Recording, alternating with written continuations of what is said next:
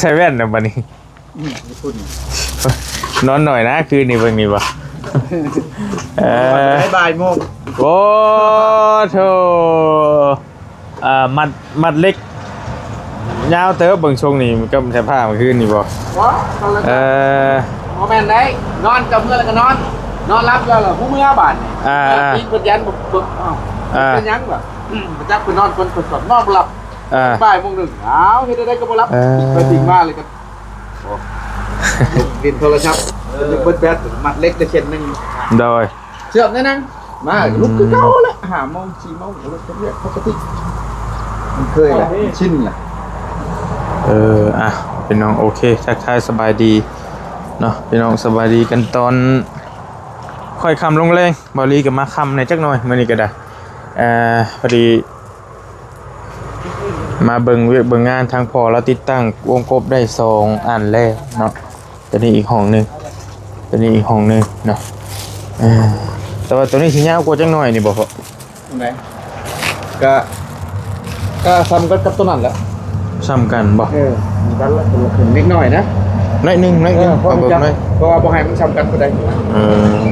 ก็ลืมนิดหน่อยพอดีน้อยนึงก่อนครึ่งนะก่อนครึ่งอยู่แต่ว่าเอาเบิ่งบ่คือว่าตัวนั้นมันสั่นน้อยนึงไปอย่างน้อยเดียวนึงพี่น้องเพราะว่าไว้เครื่องไว้คล้องในแจมันจะได้นี้จ้าอันโอ้ขอบใจเด้อยันว่าอย่างนอนจะฝากกินตัวนี้แห้งนอนคักแล้วกันได้กินตัวนอนรับสบายแล้วมื้อเช้ากูดอกกินแล้วเต้ไฟเลยโอเคกำลังแรงนี่ขนาดโอเคเลยก็ไม้เลยก็ถือว่าก็มันยึดกันเทคานแล้วเนาะนี่เนาะแม่นแล้วเลย3ตัวนั้นมือที่ตั้งมุกบตัวนั้นแล้วเทคานตัวนี้กับกบปากอะบกพอเก็บใส่แล้วกับทางปีก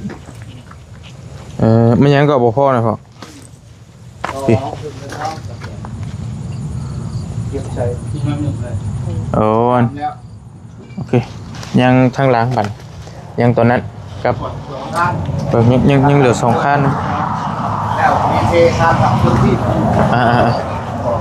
เทคานทับตัวนี้อีกทีนึงเนาะถือว่าแล้วยังเหลือตัวนี้กับตัวนี้ที่เรายังบ่ทันเทตัวนี้ก็เทแล้วขอโทษขึ้นเบิ่งนี่เรียบร้อยยาวขาดละพี่น้อง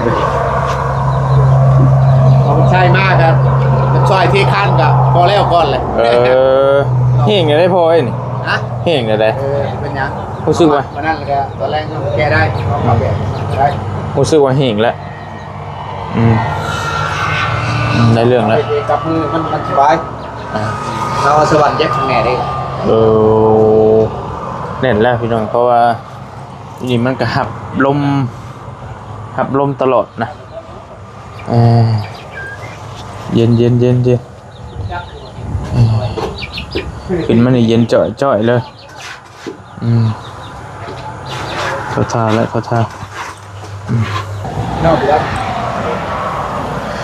พอดีโดยสบายดีเด้อกินอีกแล้วโอ้ยพี่น้องเอ้ยนี่ว่าคือไอ้ชีได้ข่อยก็ปิดกล้องก็ใช่ได้ข่อยก็ได้ว่าพอเห็นมันมีมาดมีชงจริงๆดอกอันมือว่านนี่บ่เรือมือว่านนี่บ่นี่แม่นของเรือได้ของเรือเอามาบ่ค่อยอิ่มแล้วเอามาค่อยพอดแล้วโอ้ยพี่น้องเอ้ย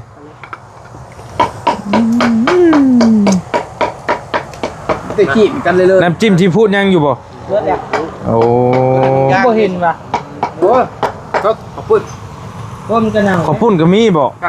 โอ้พุ่นมาได้ใช้เฮ้ยเนี่ยพุ่นยาวมาเพื่อน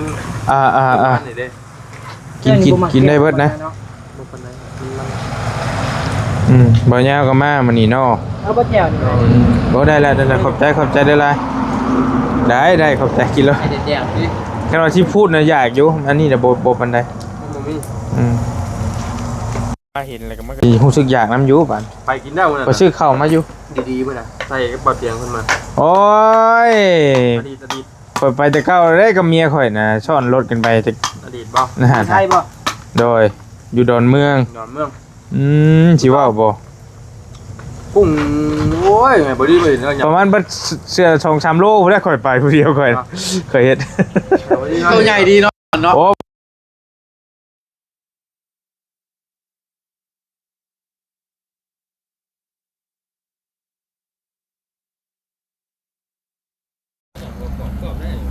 อ้าวเจ้าไปเจ้าบ่ย่ำใช่บ่เฮ้ย เนาะ เออ เพิ่นว่าบ่ให้กินหัวมัน เขี่ยวได้ข่อยนะ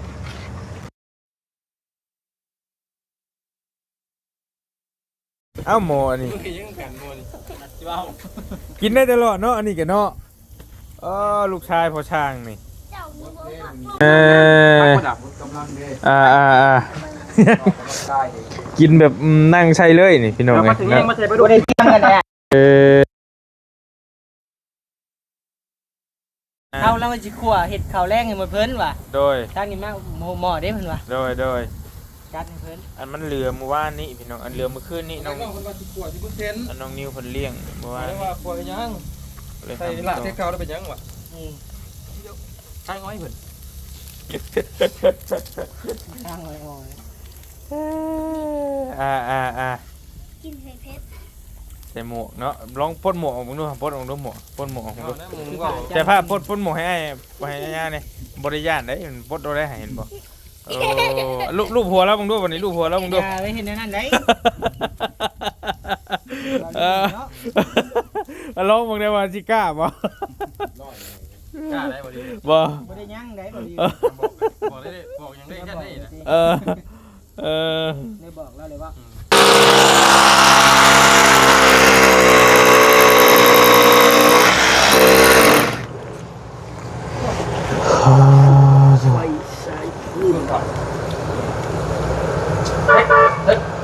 ซีเอาอันนี้ใช่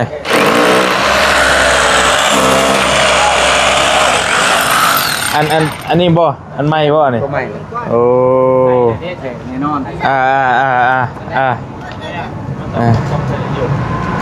มียุกไก่ช้ำค่ะช้ำตัวไก่ กำลังกอยึดพี่น้องกอยึดวงกบใหญ่ไว้เนาะเทคานก็ยังเหลืออีกสองคานเป็นจบเลยบาดนี้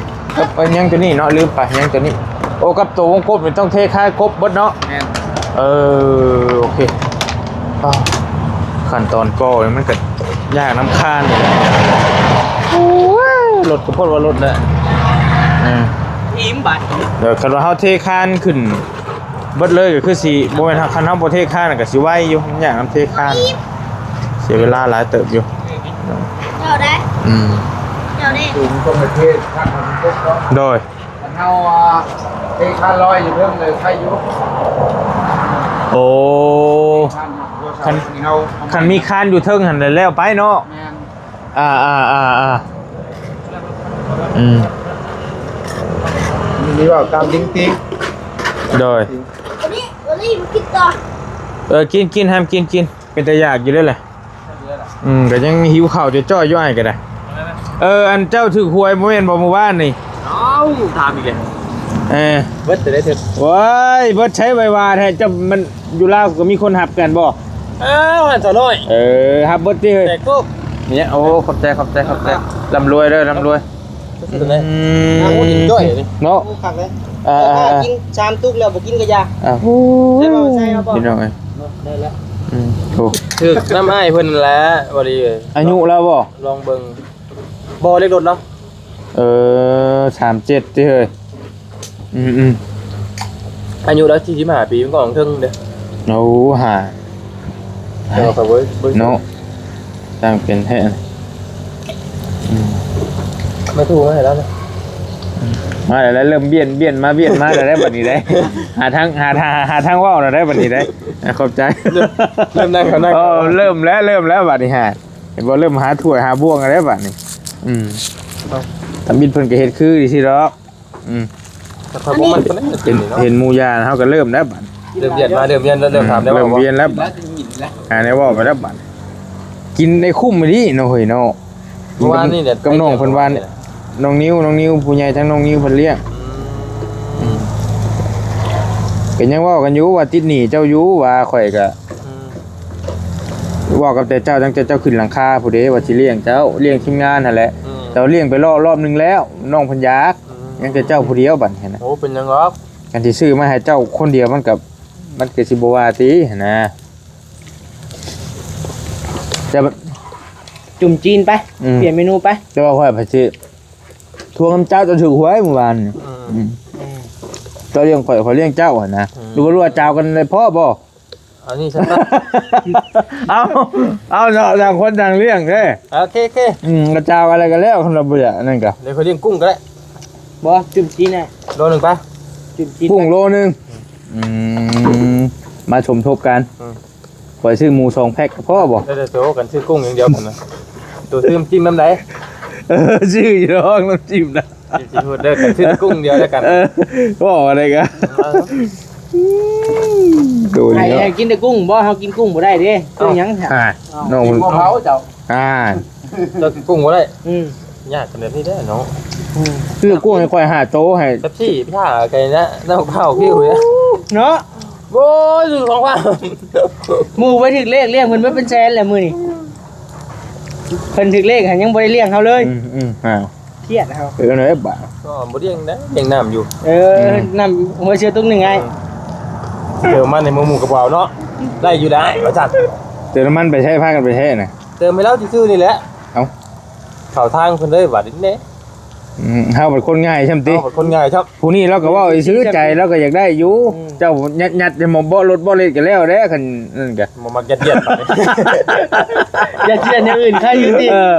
ผู้นี้ก็เว่าพอมันคือชื่อนี่แล้วบ่เอาอ้ายบ่เอาก็อย่าเกรงใจหา ข่อยแบบบ่มักยัดเยียดบาดโยหมู่เบานี่ก็เข้า ขอหาบ่ เข้าทางเลยบัดเด้อ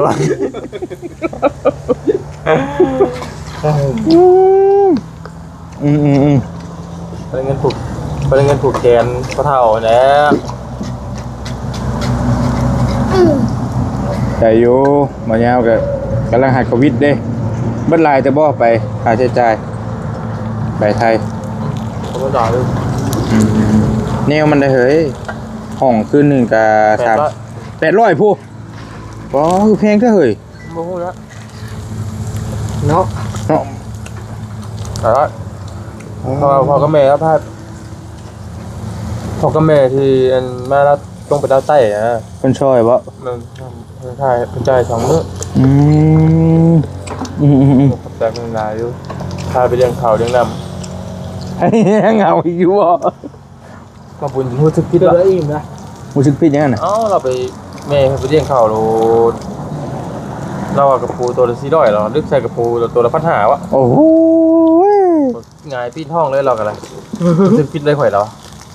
เอาเราจักอยู่ว่าผู้เราเลี้ยงนะ ตัก นี่ก็ยาแล้ว จะบอกเพิ่นใหญ่เขากินแล้วเพิ่นจะข้าวเข้าไปเพิ่นก็บอกอยู่ไว้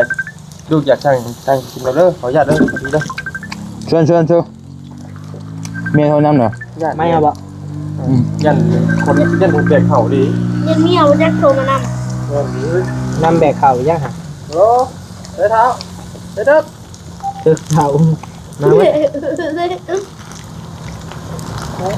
ยังมันกันเลย เสียได้นางมันลุกเนี้ยจะให้นางว่าอยู่คนบางคนนะครับหิวอยู่ครับ ยังไปกินข้าวจังติ นั่นคือเบิ่งไกลมาอยู่เหมือน ทางนั้นก็โทษใครเย่ ว้าว ในบริเวณเทียมได้ มันผู้เมียโทรนำเนาะ นี่กิน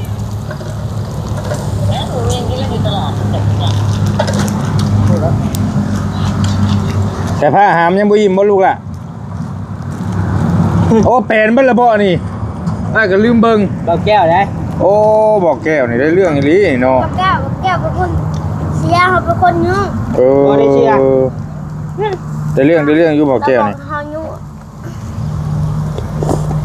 ต้องมาให้ได้เนาะไม่ว่าเจ้าคือข้านรับนั่งลงบังกล้องไปได้น่ะหูยอยากโทรมาอย่างไงดิ โหดโฟเนาะ ปากนี่ไกลไป บ่ ละ ได้นี่ดีบ้านเมืองหมู่หัวหลุมโกกเก๊กกะเก่าบ่ได้บ่ได้เว้นไปบวชเป็นพระอยู่วัดเราก็สิตามอยู่บ่เนาะ เก่าครับ ยอมกันแล้วข่อยกะ โอ้โดนทูขึ้นนี่ โอ้ย ทูยังเลยน่ะ ยาวเอ้ย ทูยังน่ะทูมือกดอยู่ดิ เนื้อลูกหัวบ่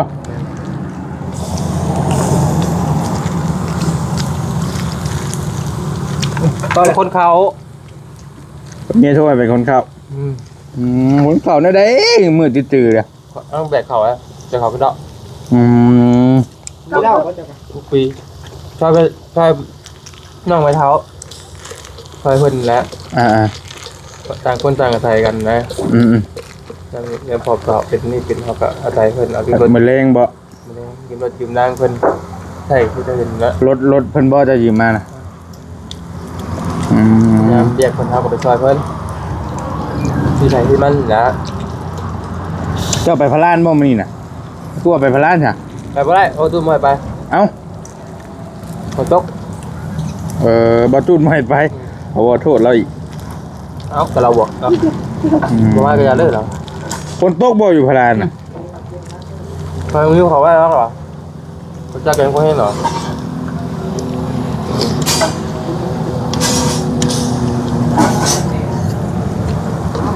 ไม่ได้ไป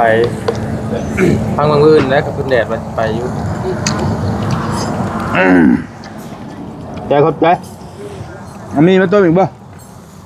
เอาบ่มี เอาป่ะ หมดนี้เนาะอันนี้จะบังกล้องให้พี่จะมายามนั่งเนี่ยพี่ เอาเดียวป่ะ มีแต่เอากระเป๋าโตน่ะ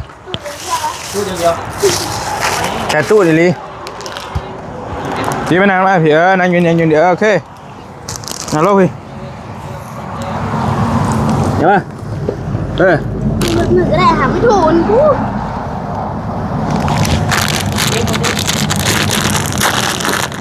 มีตัวหนึ่งก็ได้ไหมคะ โอ้ต้นเล่นแล้ว รถแกงเขียวหวานใช่เลยบ่ เออนะ ตัวเชฟจังเนาะมันกับโมเมนต์หมูกระทะได้วะ ก็ตัวมี หมูมี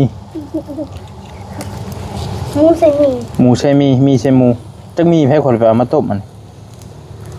คือพูดเลยเราหนึ่ง ฮะ คือพูดเลย มีไผหาม มีเฮาใช่ไหม เจ้ามาจะใส่ เขาบุญมาหา จะบุญมาให้บ่ไอ้ว่าแปลกๆนะคือมีอ้ายใช่ปะ รถนี้ดิ มันรถก็มีอยู่อืมมาคำพี่น้องเอ้ยนี่แก จะชิวมากเลย เว้ยบ้านดงยางมากกว่านะ นั่นบ ร อก ถคำ เรียนบอก เปลี่ยน เรียนไทยอยู่เลยไง ถ้าเปลี่ยน ไทยคือยัง หัวหึง โอ้หึงเอ้า ผัวหึงไปหาหน่อไม้ก็บ่ได้แล้วอ่ะหาเฮ็ดก็บ่ได้ผัวบ่จะให้ไปใส่ บ่ หักหู้ได้เฮาก็ได้ว่ะ ช่วงเขาเข้าไปแล้วสิโบนั่นโบ ไปทางไหนอ่ะตัวแพง บ่แม่นแพงอ่ะผัวหึง เพราะว่าคนนี้ยินบ่ไล่ว่าอยู่ได้ว่าผัวเราหึง ไปว่าอ้าวบัดจุมเฮามานี่แล้วบ่ว่าหยังเมาอ่ะบ่ว่าเราจักอยู่หรือว่าเราว่าเราเกรงใจเฮาซื่อบ่จักได้ บอกว่าเขาแล้วเขาว่าเออ แต่เราเลิกกันแล้ว เลิกกันแล้ว เอ้า ป้ากันแล้ว เอ้า เป็นแม่ห้างแล้ว เอ้า เป็นแม่ห้างในชั่วข้ามคืนแล้ว เอ้า แม่ห้างมหาเสน่ห์ บอกมาไม่ สาวนักเรียน เดี๋ยว ฮะ ตักเอาแต่ต้นเลยเป็นไงถามกัน เอาบอกเอาเลยบอก ฮะ วันทูที่ กับผัวหึงบ่มีเงินแต่ง สาเหตุที่เจอกัน บ่มีเงินขอแม่น เอ้าบ่มากันนะบ่ ว่าง่ายๆทั้งตามเล่าให้เหตุผลมาแล้วว่าเฒ่าแก่น่ะให้มาขอ แต่ผัวเราน่ะบ่มีเงินตามเล่าให้เหตุผลว่าในนั้นได้วันนี้ก็เลยว่าก็บวกเราเองกับเมียเราเองกับอึดอัดเราอยู่น้ำหรืออึดอัดเราอะแบบว่าเพิ่นอยากไปซอยดองญาติพี่น้องกับผัวกับบ่อยากให้ไปนะคันไปก็ต้องไปน้ำกันนะบอลี่ก็เลยถามว่าจักบ่าเจ้ากับลินแบบบ้าวดินยังไปชักว่าแล้วจังห่วงเราบ่มี 100% เราอ่ะนะ เราได้เมียงามบ่ได้แล้วก็ งามเราเนาะ ก็นั่นแหละจังว่า บ่งามกับเมียเราอะยิ้มบ่ได้ก็อยู่ บ่ลีก็เลยว่าเรื่องหึงหวงนี่ก็มีคู่คนหั่นแหละว่าแต่ว่าแล้วก็ต้องแยกแยะเนาะหึงก็ส่วนหึง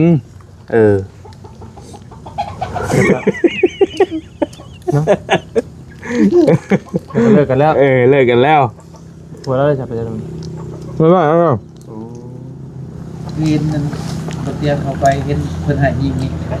ให้กินก็ให้ไปกินก็ให้ อยู่บ่ได้เอาอีบ่ของคลินิกนี่ เอาเบิ่ง มาขอไปหาแล้ว กินฮ้อนแฮงบ่ เดี๋ยวบ่อันคล้ายๆบ่แม่นดอกบ่ฮักบ่มักกันทั้งเด็กก็ได้บ่เกี่ยวกันกับขนมขดองเนาะ ก็จังว่าหั่นน่ะค่าดอกมันก็3ล้านปลายนึงบ่ขอก่อนบ่ได้บ่เฒ่าแก่ก็มันบ่มีเฮ็ดได้กระเทินมันนูมานอนกันในเนาะ เอาเท้าดูมันด้วยเนาะ เอาคือค่อยเว้าคนนี้โตวันไปน้องมันให้พองมันพ่อเจ้าแต้วหั่นตัวนั้นแล้วมันหยังพระจันทร์เขาก็บ่มาขอชดนี่น้ำป้าพวกนั้นแล้วลุงผู้ ก็ยาแล้วพี่น้อยนี่ก็เล่าสู่กันฟัง ต้อง เป็นเรื่องของครอบครัวแล้วเนาะเพราะว่าผัวเราโทรมาหาบอลี่น้ำอยู่ตอนนั้นก็จะบ่ได้ครับ โทรมายังไงล่ะ โทรมาอยากขอความช่วยเหลือนี่แล้วอยากได้เงินค่าดองไปขอเมียเรา มีเงินหลายแล้วเจ้าเนาะ ขอดิมาเฮาขอนี่ก็ให้ เอาเท่าไหร่ ฮะ เอาเท่าไหร่เลย 1,000มันกีบได้ เดินหา ก็หยอดซื้อ เอาให้ดีแล้วขอคันว่าลายก็จะจังว่ากันก็หยอดซื้อ ต้องเก็บมือแล้ว แล้วถึงซื้อแล้วยังไงเฮาอันนี้ นั่นแหละบอลี่ก็เลยถามว่าคันว่าเรากลับมาแล้วจะสิเอาบ่ ทำไมล่ะ เอาเราคันว่าเพิ่นเปลี่ยนแปลงเรามันบ่เปลี่ยน ยังหมักยังหักอยู่เนาะ คันว่าบ่เปลี่ยนแล้วบ่เอาเราอ่ะนะ เราเปลี่ยนแปลงตัวบุหึงพวงนี้ เรื่องดีก็ดีเราอ่ะตักน้ำตักในหามน้ำหามในเฮ็ดนั่น เหตุผลเรามีแค่นี้เนาะที่เราให้เนาะ บ่แม่นว่ามันบ่แม่นเด็กน้อยแล้วเราสิมานี่กันอยู่ข่อยต้องการคนเป็นครอบเป็นครัวก็แม่นความลาวอยู่เราเอากันนะแต่ว่าเบื้องลึกเบื้องในเฮาก็บ่ฮู้เฮาบ่ได้อยู่นำเพิ่นตลอดเพิ่นเล่าให้ฟังซำนี้ ต้อง เนาะ ทั้งปากกลัวพุ่นหมด ทั้งผัวแม่นเฮาก็ยังบ่จักแล้วว่าเป็นเรื่องจริงบ่หั่นน่ะ ห่วงดีบ่ติ เรื่อง ห่วงไปกับห่วงเบิ่งคนแหละพี่น้องเอ้ย แนวนั้น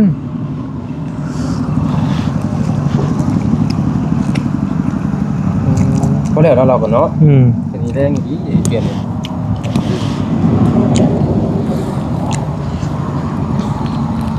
ผัวก็ได้ผัวเด็กน้อยอีกเด้อผัวแล้วอายุน้อยกว่าเราเด้อ ครับพี่น้องเอ้ย